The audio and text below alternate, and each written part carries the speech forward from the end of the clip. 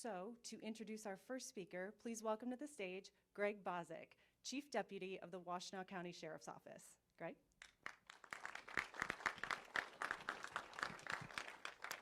Thank you, Angela, and good afternoon, everyone. I'm here today to introduce to you Dan Young, the founder and CEO of Circadian Risk Incorporated. And he'll get into the detail and explain to you about risk analysis, but just to share from my perspective why I think this is so important, I'm 26 years into a law enforcement career. And during the 26 years, I've had opportunities to either participate in or help to facilitate risk analysis at various locations. I don't need to tell any of you, because it's in front of us every day through media, social media, how there's always some area, some facility, some neighborhood where we're trying to make sure that we equip people to be able to make it a safer place. Risk analysis, if you've never been involved with it or do it, although I know it does sound boring, there's a lot that goes behind it. It's complex. There's a lot of data to be gathered. And although there are standards and there's a body of knowledge that's been well established over time that is used as the basis for determining whether your level of risk is high or low, there really isn't a good tool, a common tool that any of us could turn to, whether we're in a corporate setting or a smaller business setting or a private setting, to be able to actually do this on our own. If you hire someone to do it, it's likely that you are not going to do it as often as you could or should to be able to reassess the level of risk of whatever it is you're going to measure. So a tool like this, for me, professionally and personally, is really welcome because a safer place where you are and where you're at makes it safer for everybody else that travels through that or has contact with it. So without further ado, I'd like to introduce to you Dan Young.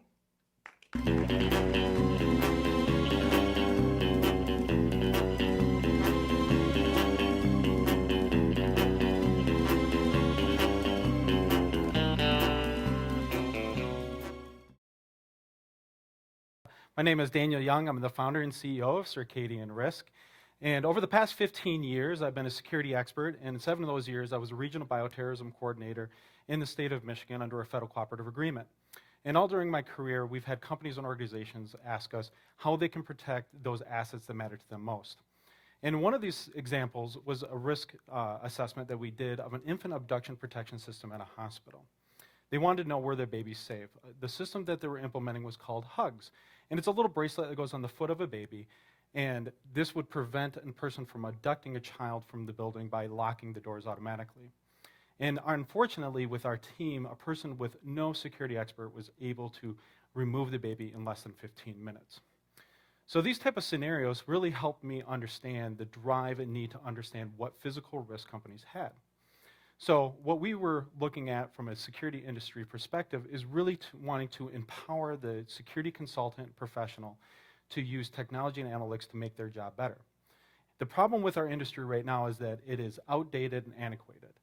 And we use primarily a paper-based method to do these types of assessments. So when we use paper, we lose that vital data that we can understand risk better. Additionally, we are very reactive, waiting for an event actually happening and then responding. And lastly, there is a lack of standardization within security. Unlike health and safety, we see compliance or regulatory drives, but within security itself is very fragmented. So Circadian Risk wants to drive the future. First, we're going to empower those security professionals, making them more efficient and effective at their jobs by using software as a service and iPad apps or iOS apps to really drive and make them better at what they can do. Gathering that data, we can then use that to create standardizations through analytics, working with insurance companies and government bodies. And then lastly, the goal is to get and use that analytic data to do predictive analytics to do active risk mitigation and truly understand what it is risk means to a company or organization on a day-to-day basis. So if crime increases around a building, how does that affect the risk of a building? Or if the Super Bowl came back to Detroit, how would that affect that risk of that building in that situation as well? So our first product, we started with a vulnerability assessment. This is where we can take an iPad and walk around the physical building and document deficiencies and vulnerabilities.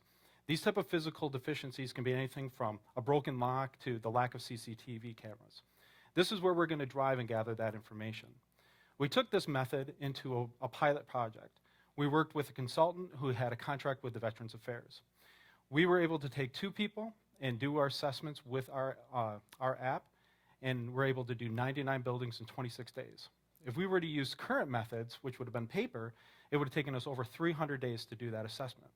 We've then taken the lessons learned from that and applied that to our current product that we're offering to the public. So there are competitors out there. Predominantly, it's still paper. Individuals are using paper today. But there are companies like RiskWatch that are still developing tech-based assessments, but they still lack in the analytics perspective. So they're more like an electronic checklist than they are using the data to understand risk.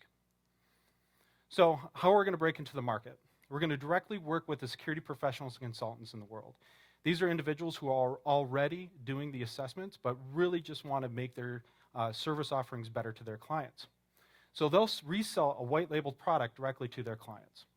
These clients can be massive, and they can have a multitude of different buildings and facilities around a large global footprint. So we have a SaaS model to continue to capture that data, utilize it, and use the corrective action plan, which will then provide us with more revenue on a month-to-month basis. So for our five-year projection, we're at $28 million net in 5 years with steady growth through the distribution model. And we continually will be developing software assessments to really look at risk as a holistic approach. So I already know a little bit about me. Our CTO, Paul Mestemaker, spent 7 years on the Microsoft team. He was the lead of SQL. He's been a serial CTO and now works for a hedge fund in San Francisco. Our client success coordinator is Jasper Priest. He assisted me in doing the VA pilot and has done over 100 assessments himself. From an advisory perspective, we have industry experts as well as entrepreneurial experts, and I'd like to thank Desai for everything that you've done in providing the resources, including mentors and advisors throughout the time. So attraction to date, we've received $50,000 from that VA pilot itself.